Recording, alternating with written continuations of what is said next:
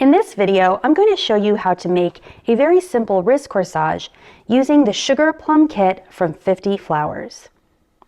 Now, all the materials that I have here you can purchase from the FiftyFlowers website. So I have this wristlet as well as this Oasis floral adhesive, which is a special type of cold glue made specifically for fresh flowers.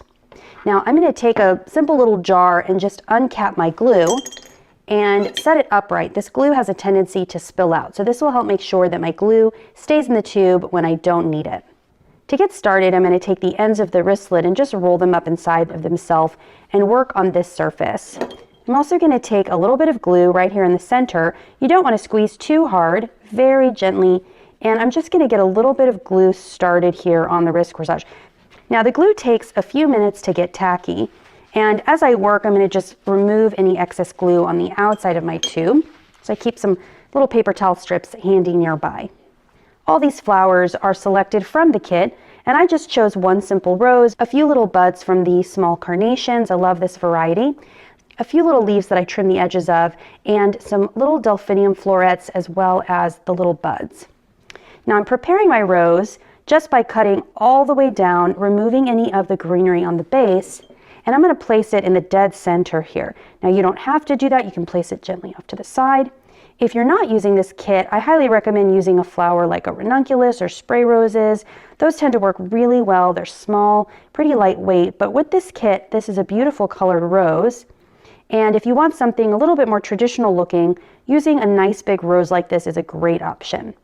So you can see I'm coming all the way around this area with a nice thick amount of glue. So I'm going to press down into the center, and I'm going to hold it here for a few seconds.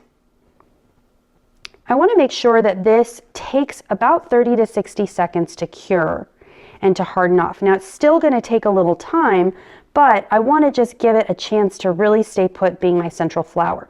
The glue does take some time to fully dry, so make sure you're not jostling this too much or moving things around too much. You want to give it a good 10 or 15 minutes after the corsage is totally done to make sure that everything has fully set. So I'm just holding it in place.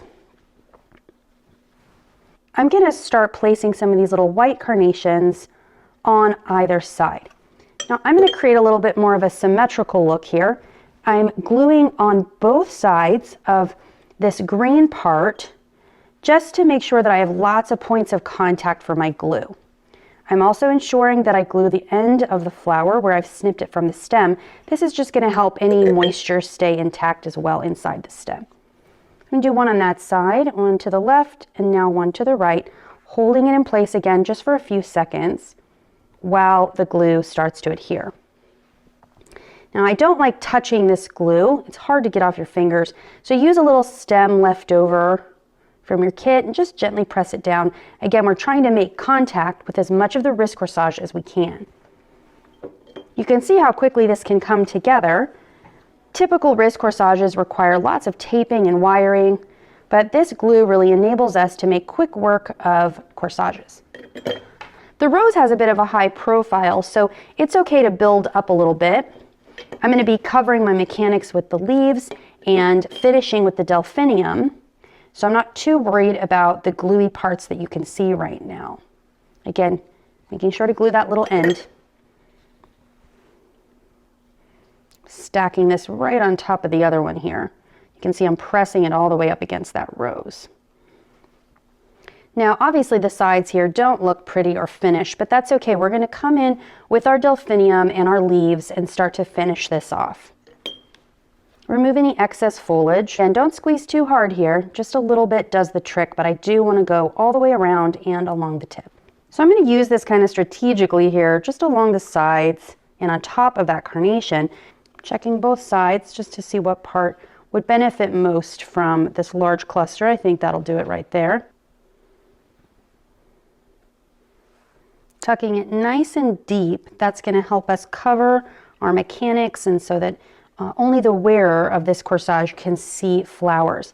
Now I still have a pretty big hole here, but I'm going to start to come in with a little bit of greenery. The greenery is also just going to help break up the flowers a little bit. When adding greens, I'm adding just one leaf at a time, gluing just a little bit on the front and the back of the leaf. So again, lots of points of contact as much as possible. kind of tucking it in nice and deep. That's why I trim it down so it's not too long and it looks nice and finished.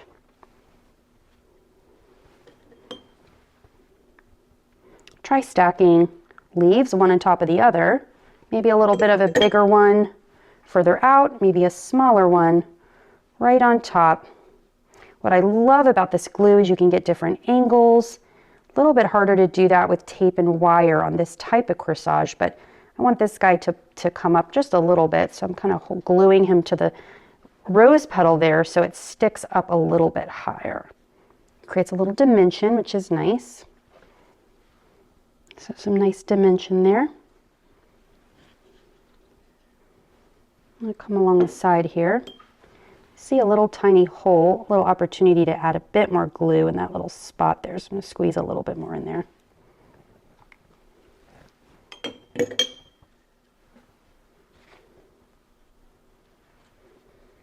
Now I still have a few little empty spots here that are going to be perfect for our finishing buds. Now you can leave these long if you'd like a little bit more of a gardeny look. You can also keep them short if you prefer a little bit of a tighter, more traditional look.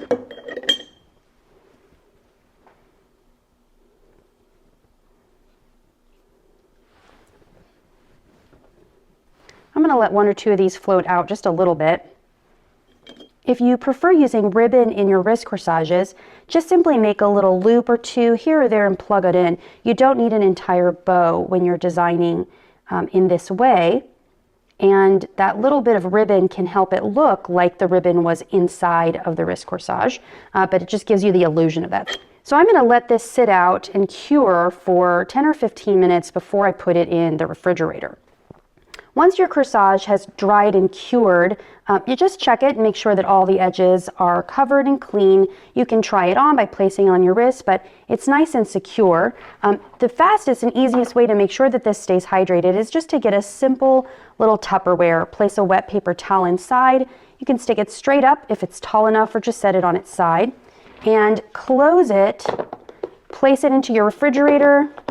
And you can make these a couple of days even in advance, and that corsage is going to stay very well hydrated.